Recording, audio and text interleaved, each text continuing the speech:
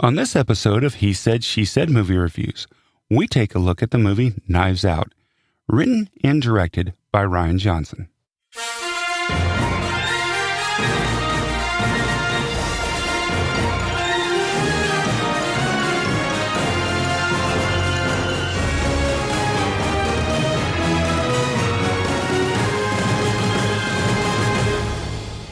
Welcome to He Said, She Said Movie Reviews.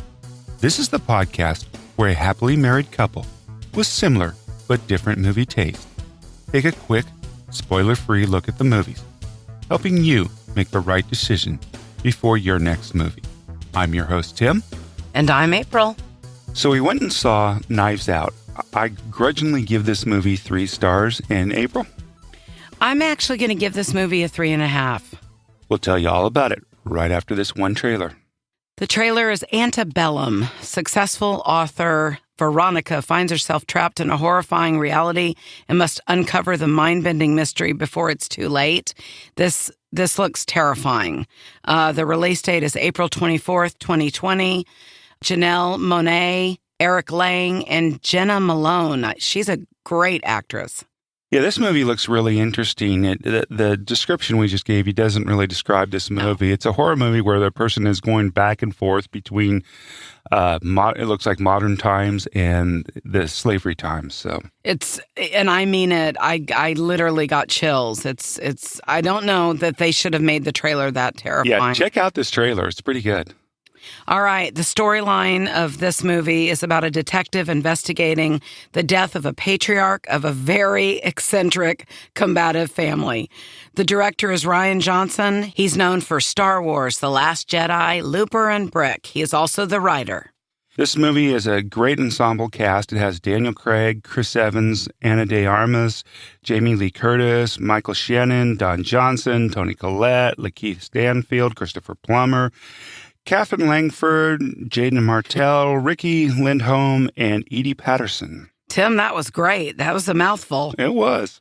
The runtime was 130 minutes. It's rated PG-13 for a lot of elements, including brief violence, some strong language, sexual references, and some drug material. Okay, so I guess I'll go first since I said I reluctantly gave it a 3 stars. Movie. I almost want to give this a 2.5, and I don't know if that's me not caring for the genre, but I really like whodunit mystery movies, and I didn't feel like this was a whodunit mystery movie. It wasn't very. This is going to be hard for me to review this movie without giving any spoilers, but to me, I already knew who did it, and it was very early on in the movie. And the other thing was that I had a lot of problems with it. This was billed as a comedy, right? And we were in a full theater. I never heard anybody laugh during this movie, so I didn't find the movie funny.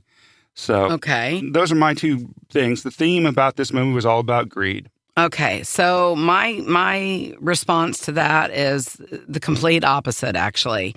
I didn't know who did it. Yes, I agree with you. The movie was all about greed. But I will say that this movie was so different. Tim kind of dragged me to it. I laughed only out loud, I think, twice in the movie. So you're agreeing with me about the comedy? I am. I am. But I will say that I didn't know who did it. And listen, the bottom line, the movie was too long. Okay? I told you. The runtime was 130 minutes.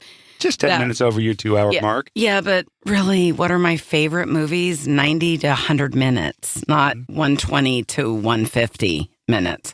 So here's the bottom line. It is the most different movie that I've seen in a very, very long time. Yes, it felt long and slow, but guess what? It was interesting.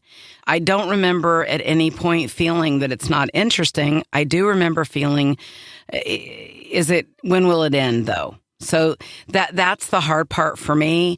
But the acting was so good, and all the different cast, the family, they were messed up. No, I agree. It had a great ensemble cast, and I thought that the movie was going to be better from the trailer than maybe I had higher expectations for this movie. I do have a beef with the cast. Daniel Craig. For me, personally, I thought he was miscast. I didn't. Not every British actor can play a Southerner. I know a lot of them do it in The Walking Dead, but Daniel Craig to me, isn't an actor who can play a Southerner. Okay, and I have to say, I actually thought he did a really good job. So this is we disagreed a lot on this one. That's okay. But rest of the movie, the cinematography was excellent. It had a nice, creepy, dark feel to the movie. Right. The score, I thought, added to the movie and the suspense. Right. I mean, there wasn't really any special effects in the movie per se, so there's nothing there. Production design was pretty good. I mean, the house, it all centers around the house mainly. The house was nice and creepy. I thought they did a great job with that. Mm-hmm. Can't really say anything about the editing. It's, most movies, the editing's fine, right? Right. What did you think about the pace? I thought it dragged a little bit, but I think it sort of had to drag. It's the dialogue, I think, that could have been better. On a couple of the people in the family, I thought their role was great. I thought that they had some good dialogue, but not all the cast did. That was my issue with that. And I think we talked about it right after the movie. Also, I got to actually go back to the cast again. I'm a huge Toni Collette fan. I love Toni Collette. Yeah. The United States of Terror is one of my favorite TV shows. If you've never seen Toni Collette in the United States of Terror, you really got to see it.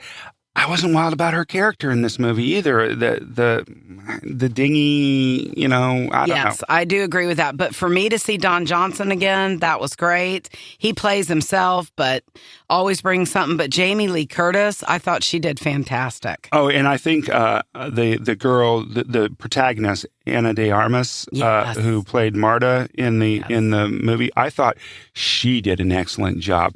Yes, agreed. But now that I think about it, once again, this is one of those plots, though, for me that I felt kind of started along that path that I personally don't like, where the main character starts doing stupid things.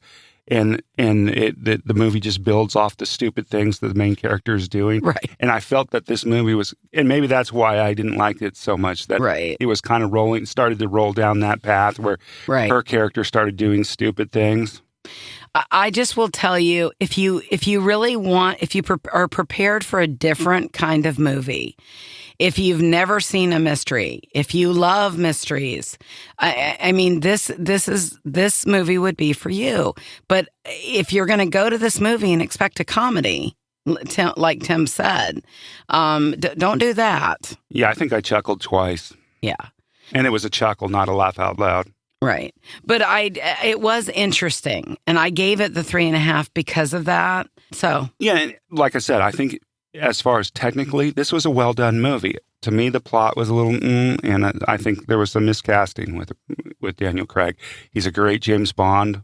I like him a lot as James Bond, but Well, I hope everyone is enjoying the movie season, because this is the season. There is more and more coming. We have more reviews coming up. So once again, for Knives Out, Abel gives this movie 3.5 stars. I give it 3 reluctantly. And we hope you go and see it, I guess. So thanks a lot for listening. Please tell a friend all about the podcast. That's how we get known, and hope to see you at the movies. Thank you so much for your support, and we'll see you at the movies.